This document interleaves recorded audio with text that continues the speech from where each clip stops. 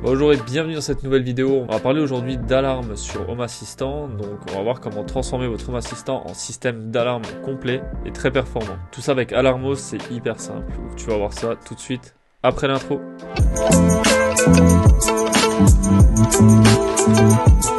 Bien sûr, pour commencer, tu ouvres ton Home Assistant, tu vas dans HACS. Si tu n'as pas installé HACS, qui est le Home Assistant Community Store, c'est là où tu as plein d'intégrations différentes que tu n'as pas d'office dans Home Assistant.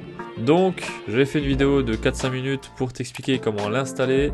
Tu le retrouves là en haut et dans la description. Regarde cette vidéo, installe HACS et ensuite reviens sur cette vidéo pour bien comprendre la suite, sinon ça sert à rien.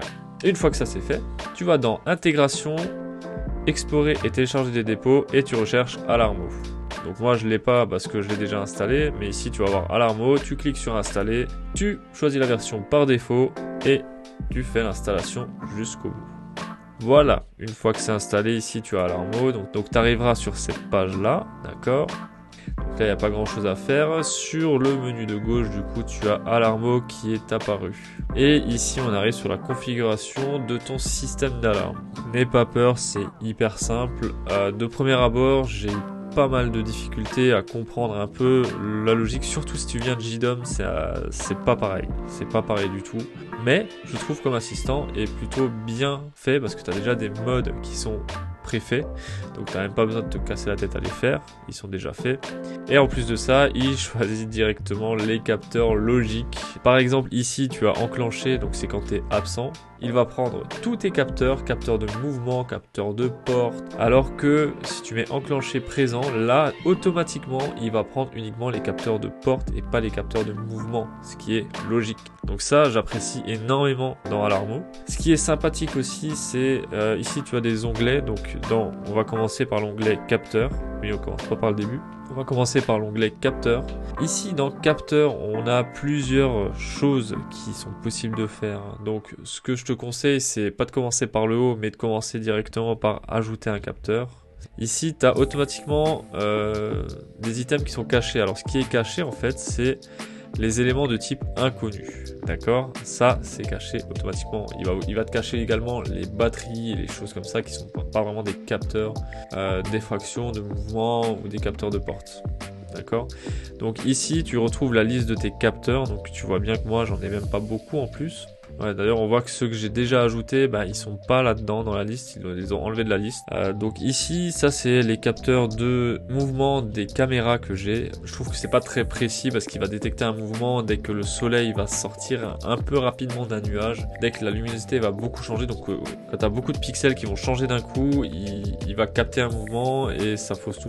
Donc tout ça, j'ai pas intégré. Là, c'est les capteurs de porte Z-Wave que je n'ai plus, que j'ai remplacé par des Zigbee. Et là en bas, c'est les choses qui n'ont rien à voir avec ça. Et ici on a Solar Powered Outdoor Siren. Donc ça je vais l'ajouter un peu plus tard, pour l'instant je l'ai pas fait. Mais ça par exemple c'est un petit capteur qui est dans ma sirène, que si tu essayes de l'enlever de son support, elle va se mettre à sonner. Donc ça c'est très intéressant de l'avoir intégré dans ton alarme si tu as cette option disponible, parce que sinon n'importe qui peut venir, il démonte ton alarme, il la débranche, il coupe les fils de la batterie par exemple, parce que moi c'est une solaire, donc il coupe les fils et puis c'est réglé. Non, là le gars il va tirer son truc, ça va sonner direct. Non seulement ça va sonner direct, mais en plus ça va faire sonner ma deuxième sirène. L'avantage d'avoir deux sirènes, donc il peut vous saboter une sirène, la deuxième sirène faut qu'il la trouve avant de la saboter également, donc ça va sonner, ça va réveiller le quartier. Donc voilà, bref, j'ai assez parlé, on continue. Donc là vous cochez, vous faites ajouter à l'alarme, ça va vous ajouter les capteurs là en haut. Donc là en haut ça va te les mettre automatiquement.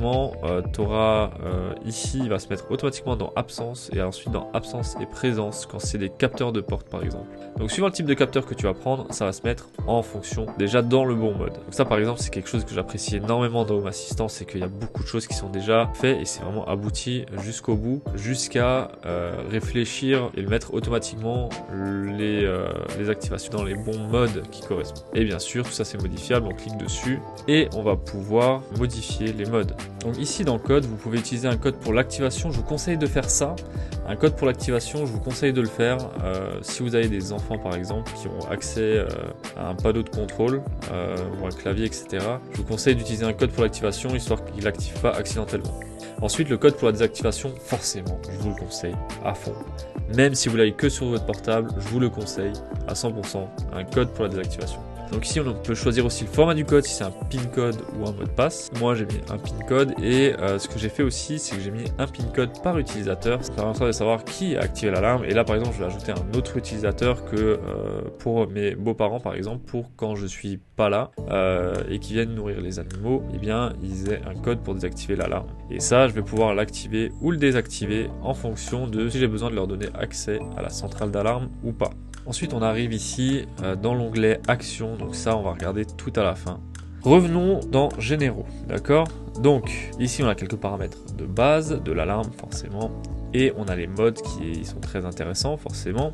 Dans les modes, vous cliquez, ça vous ouvre un peu les paramètres, donc vous avez un délai pour sortir, que je vais augmenter d'ailleurs, que je vais mettre sur 90 secondes, donc 1 minute 30. Délai pour entrer, on va le mettre 120 minutes, qu'on ait 2 minutes pour désactiver l'alarme. Temps de fonctionnement, ça va sonner pendant 30 minutes. Donc, délai pour sortir, c'est le délai, vous activez l'alarme, vous avez 90 secondes pour sortir et ne plus déclencher les capteurs. Le délai pour entrer, c'est une fois que vous avez déclenché un capteur, vous avez 120 secondes pour désactiver l'alarme. Et le temps de fonctionnement, c'est le temps de fonctionnement de l'alarme, c'est-à-dire une fois passé les 120 secondes après avoir déclenché un capteur, ça va sonner pendant 30 minutes pour ensuite s'arrêter. Et donc ici, enclenché présent, forcément, on n'a aucun délai pour sortir, aucun délai pour entrer, parce que forcément, on est présent, donc on va pas rentrer ou sortir. Et donc là, pareil, on fait temps de fonctionnement de 30 minutes. Ici, on a une zone qui est donc par défaut, qui va reprendre tous vos capteurs et les automatisations. Vous pouvez également créer d'autres zones si vous le souhaitez. Si vous avez un palace, ça peut être pratique. Donc maintenant, on va retourner dans l'onglet Action. Je fais un peu tout dans le désordre.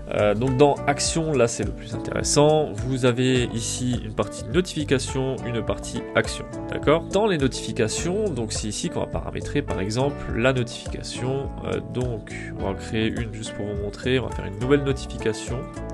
Ici, on choisit l'événement, donc alarme activée, donc c'est est-ce qu'on a bien activé l'alarme. Alarme désactivée, c'est une fois qu'elle est désactivée. Alarme déclenchée, ça veut dire que la sirène est en train de sonner. L'alarme n'est plus déclenchée, donc ça c'est au bout des 30 minutes, on va voir ça. C'est pour ça que je l'ai fait dans ce ordre-là, vous voyez, je peux vous donner des exemples. Ensuite, armement impossible, donc si vous avez une porte qui est restée ouverte, ça va vous mettre un armement impossible. Je vous conseille fortement de mettre une notification sur ça, c'est vraiment important. Vous pensez d'une part déjà que votre alarme est active, et en plus vous avez laissé une porte entrouverte, donc vous avez l'alarme qui n'est pas active, et en plus la porte qui est ouverte. Ensuite, délai de sortie activé, donc ça c'est bien sûr quand on vient d'activer l'alarme. Délai d'entrée activé, c'est une fois qu'on a déclenché un capteur, donc c'est ce que j'avais tout à l'heure, les 90 secondes et les 120 secondes. Donc là par exemple, on va faire une fois que l'alarme est activée. Ensuite là vous avez le mode, donc c'est en absence, en présence ou les deux. Donc là vous pouvez choisir absence et présence. La cible, bien évidemment, on va mettre, donc là par exemple je peux mettre Alexa, alors ça j'ai trouvé super cool parce que j'ai pu faire... j'ai pu refaire mon alarme comme j'avais fait avec JDOM, j'ai trouvé ça super cool.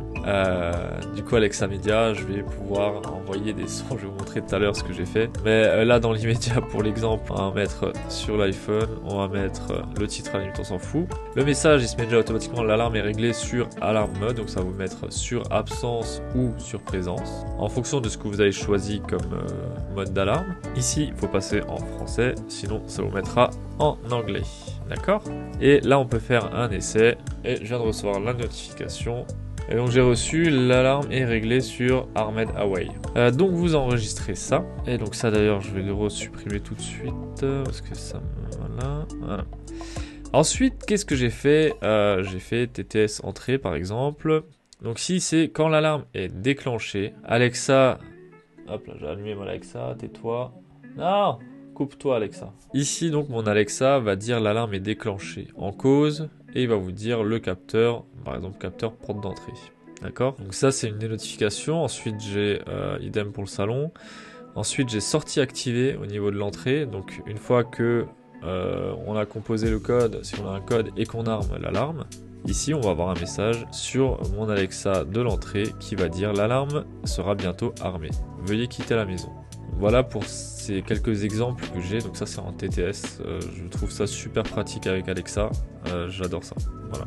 Et donc bien sûr j'ai des notifications sur mon téléphone, une fois que l'alarme est déclenchée, on met une notification sur le téléphone, l'alarme est déclenchée pour cause le capteur. Voilà au niveau des notifications. Ensuite au niveau des actions, bah forcément je vais activer mes sirènes. Donc une fois que l'alarme est déclenchée, ici donc c'est optionnel, hein, j'ai rien mis parce que c'est pour tous les modes, je veux que ça le fasse pour tous les modes.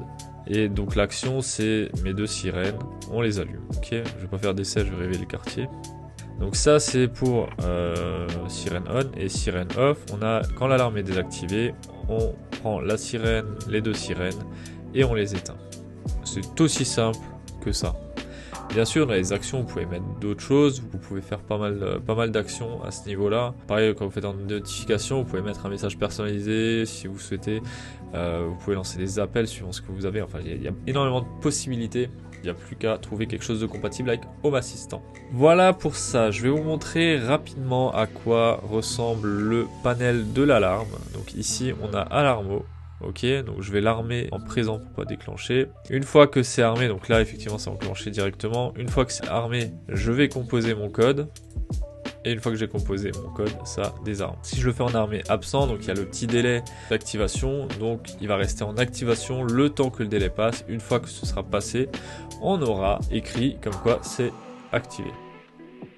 Bien, j'espère que cette vidéo sur l'alarme vous a plu. Surtout si tu as aimé cette vidéo, n'hésite pas à t'abonner, ça m'aiderait grandement dans l'évolution de ma chaîne et ça me ferait énormément plaisir. Mets un petit pouce bleu, un petit commentaire et on se retrouve très vite pour une nouvelle vidéo.